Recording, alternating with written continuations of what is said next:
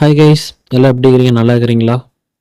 இன்னைக்கு நம்ம எதை பற்றி பார்க்க போகிறோம் அப்படின்னா, மகிழ்ச்சி சம்மந்தப்பட்டது. அதாவது மகிழ்ச்சியை இருக்கிறதுக்கு நம்ம எப்படி வாழணும், அது எப்படி கடைபிடிக்கணும், சந்தோஷமாக இருக்கவும் நிம்மதியாக இருக்கவும் நம்ம கற்றுக்கிறதுக்கு நம்ம என்ன பண்ணணும் அப்படிங்கிறதுல ஒரு ஸ்டோரியாக நான் வந்து மேக் பண்ணிக்கிறேன். ஏன்னா இது வந்து நான் ஒரு ஆடியோவில் வந்து நான் கேட்டிருக்கேன்.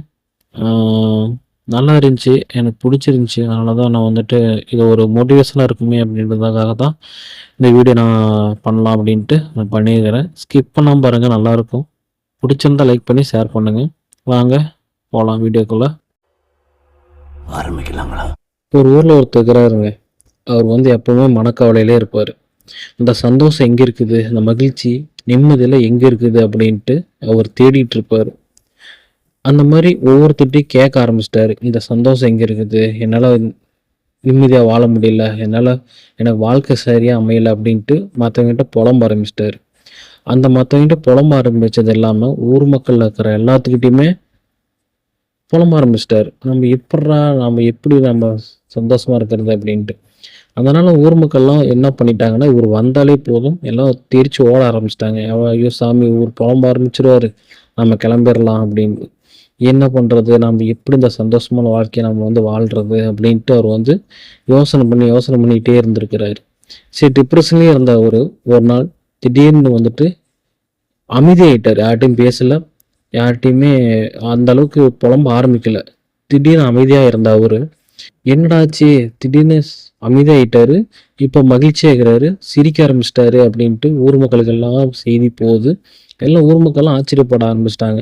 எதனால் இவர் வந்து இந்த மாதிரி திடீர்னு இப்படி அமைதியாகி இப்படி சந்தோஷமா இருக்கிறாரே, என்ன ஆச்சு, ஏதோ உடம்புக்கு சரியில்லையோ அப்படின்ட்டு ஊர் மக்கள்லாம் போய் கேட்க போயிருக்கிறாங்க. அவங்க அவங்க கிட்ட இவர் என்ன சொல்லிக்கிறாருன்னா, நான் வந்துட்டு மகிழ்ச்சியாக இருக்கிறதுக்கு நான் உங்ககிட்ட வந்து கேட்டுட்டு உங்களை வந்து தொல்லைப்படுத்திட்டேன். ஆனால் மகிழ்ச்சிங்கிறது எங்கே இருக்குதுன்றது நான் கண்டுபிடிச்சிட்டேன். அது வந்து நம்ம மனசுக்குள்ளே தான் இருக்குது. இது தெரியாமல் நான் உங்களை வந்து ரொம்ப தொந்தரவு பண்ணிட்டேன். அதனால் ஒவ்வொருத்தருக்கும் மகிழ்ச்சிங்கிறது வந்து நம்ம மனசில் இருக்கிறத வெளியில் கொண்டு வரணும். மகிழ்ச்சி அப்படிங்கிறது சந்தோஷம், நிம்மதி எல்லாமே நம்ம பார்வையில் தான் இருக்குது. நம்ம பார்வையிலே நம்ம மனசில் இருக்கிறதா இருக்கிறது. மனசை வந்து அழகுபடுத்துங்க, மனசை வந்து சந்தோஷமாக வச்சுக்கோங்க, எல்லாமே நல்லதே நடக்கும். இது வந்து ஒரு ஆடியோவில் தான் கேட்டிருந்தேன், நல்லா இருந்துச்சு. அவர் சொல்லும்போது நல்லா இருந்துச்சு, நான் சொல்லும்போது உங்களுக்கு பிடிச்சிருக்கா இல்லையான்னு தெரியல. பட் இருந்தாலும் என்னால் முடிஞ்ச அளவுக்கு நான் எக்ஸ்பிளைன் பண்ணிட்டேன். நம்மளும் சில பேர் அப்படி தான் இருக்கிறோம். ஏன்னா சந்தோஷமாக எப்படா இருக்கிறது அப்படின்னு தெரியாமலே நிறைய பேர் வாழ்ந்துட்டுருக்குறோம். ஆனால் நம்ம மனசுக்குள்ளே தான் அதெல்லாம் இருக்குது. இது தெரியாமல் நம்ம வந்து எங்கெங்கேயோ தேடிட்டுருக்குறோம்.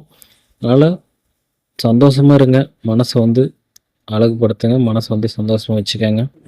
நானும் ஒரு சில நேரத்தில் அப்படி தான் இருப்பேன்.